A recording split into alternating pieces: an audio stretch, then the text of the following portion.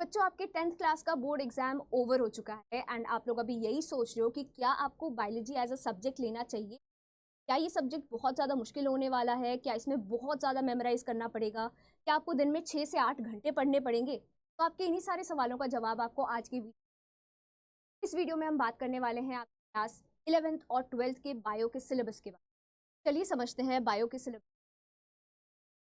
सबसे पहले आपको क्लास 11 बायोलॉजी में 5 यूनिट मिल जाएंगे और उन 5 यूनिट में आपको 19 चैप्टर्स मिलने वाले हैं। इसी तरह से क्लास 12 के बुक में आपको मिल जाएंगे 5 यूनिट और टोटल 15 चैप्टर्स।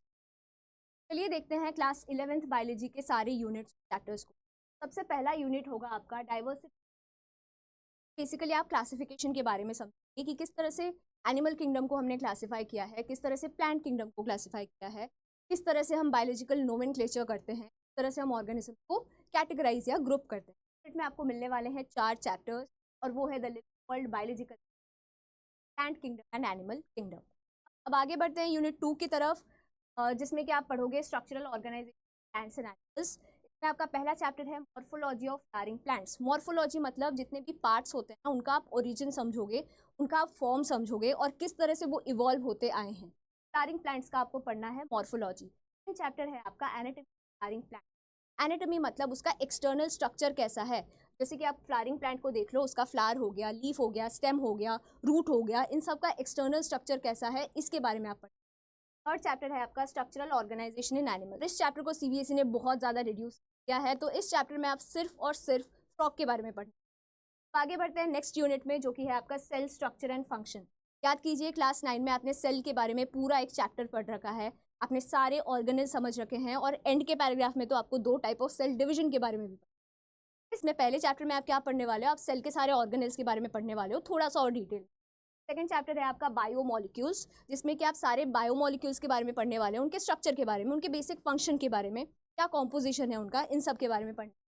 थर्ड चैप्टर आपका cell cycle and cell division. वही सेल डिवीजन के बारे में जो आपने इंट्रो पढ़ लिया था ना क्लास 9 में, उसी सेल डिवीजन को इन डिटेल आप पढ़ने वाले हो इस चैप्टर में।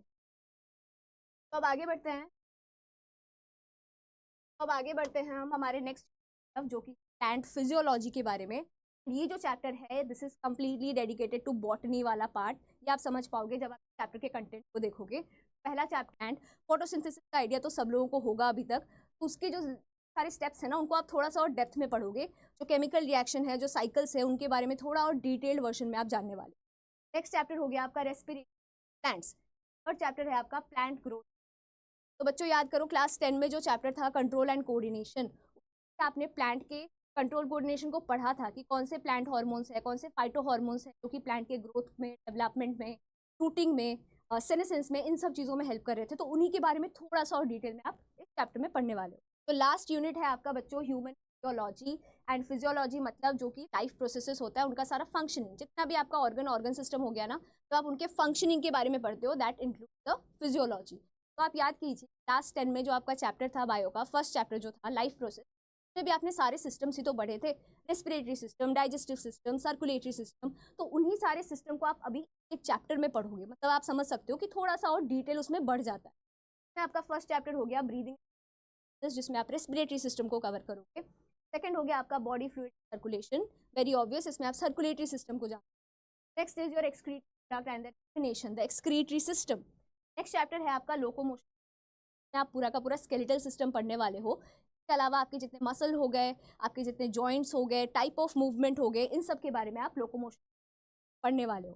नेक्स्ट चैप्टर है आपका neural control and coordination. Again याद कीजिए क्लास 10 का कंट्रोल एंड कोऑर्डिनेशन। आपने एनिमल के केस में क्या पढ़ा था, 2 टाइप ऑफ कंट्रोल कोऑर्डिनेशन।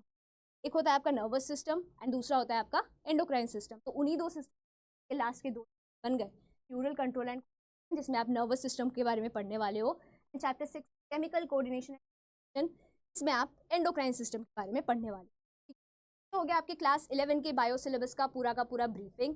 अब हम बढ़ते हैं क्लास 12 के सिलेबस की तरफ। क्लास 12 में भी आपके पास बायो में 5 यूनिट होने वाले हैं, बट इस बार आपको चैप्टर्स, आपके नंबर ऑफ चैप्टर्स कम है। इसमें क्लास 12 में आपके नंबर ऑफ चैप्टर्स 15 है, जबकि क्लास 11 में आपके नंबर ऑफ चैप्टर्स 19 थे।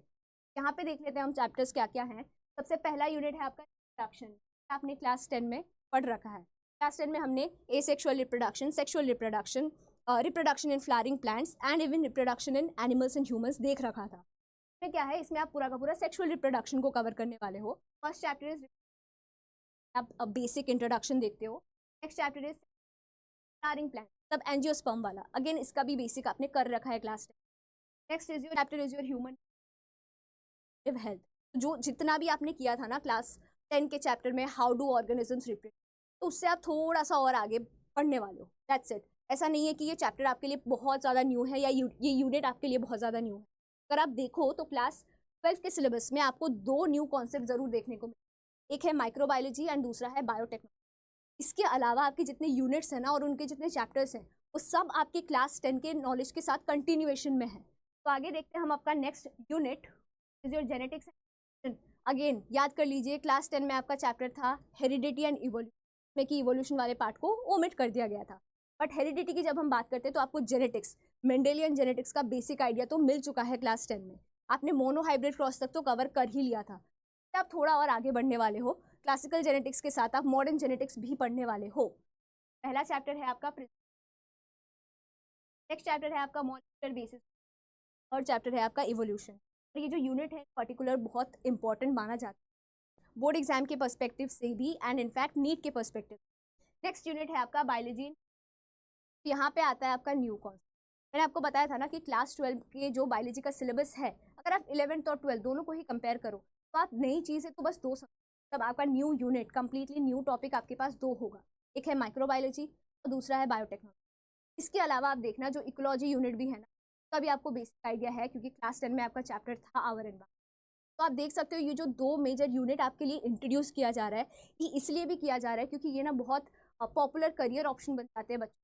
अगर आप डाउट में हो कि आपको क्या करियर ऑप्शन, आपके लिए और क्या career option apart from neat and and all of that, तो आप मेरा अगला वीडियो देख लेना, उसमें I will be talking about various type of career option available for student. Bio लिया है। तो अब आगे बढ़ते हैं और हम देखते हैं कि इस यूनिट में क्या क्या चैप्टर्स हैं। आपका पहला चैप्टर है ह्यूमन हेल्थ में आप पढ़ने वाले हो various type of microbial disease के बारे में। नेक्स्ट चैप्टर है आपका स्ट्रैटेजीज फॉर एनहांस, इसमें आप क्या पढ़ोगे, माइक्रोब्स को यूटिलाइज करके हम किस तरह से various type of food produce करते हैं। माइक्रोब्स को अगर आप देखो तो ये itself it's a big category of the living world, वो अपने आप में ही एक प्रॉपर किंगडम है, द माइक्रोबियल किंगडम। अगर आप देख लो तो वो सिर्फ हार्मफुल नहीं है, हाँ वो डिजीज कॉज करते हैं, बट उसके अलावा उनका बहुत ज़्यादा कॉन्ट्रीब्यूशन भी है फॉर द ह्यूमन काइंड। तो इसमें आप देखोगे strategies for enhancement in food production with the help of microbes. Last chapter है आपका माइक्रोब्स इन वेलफेयर, जिसमें कि आप देखोगे माइक्रोब्स को अपार्ट फ्रॉम फूड प्रोडक्शन और किस किस जगह में human beings are utilize, example sewage treatment में भी माइक्रोब्स बड़ा रोल है। अब आगे बढ़ते हैं हम नेक्स्ट यूनिट में, which is again as I told a very very popular career choice for the students, biotechnology. आपका फर्स्ट चैप्टर है बायोटेक्नोलॉजी एंड प्रोसेस के बारे में, कैसे ये particular segment of biology develop हुआ, डिस्कवर हुआ था, क्या क्या टेक्निक्स है, उन टेक्निक्स के पीछे का बेसिक साइंस क्या है, वो आप पढ़ोगे इस चैप्टर में। नेक्स्ट चैप्टर है आपका बायोटेक्नोलॉजी एंड इट्स एप्लीकेशन। एक बार आपने उसके प्रिंसिपल्स को समझ लिया है, नेक्स्ट आप समझने वाले हो कि उसका एप्लीकेशन कहाँ है। ड्रग डिजाइनिंग में है, ह्यूमन जीनोम सीक्वेंसिंग में, इसके अलावा रिकॉम्बिनेंट डीएनए टेक्नोलॉजी में है, बहुत सारे एप्लीकेशन आपके बायोटेक्नोलॉजी, और उन सब के बारे में आप जानोगे चैप्टर में। अब हम देखते हैं हमारे लास्ट यूनिट को, जो इकोलॉजी, एंड इसको आप लिंक कर सकते हो with your class 10 last chapter in biology, that was our एंड बाम।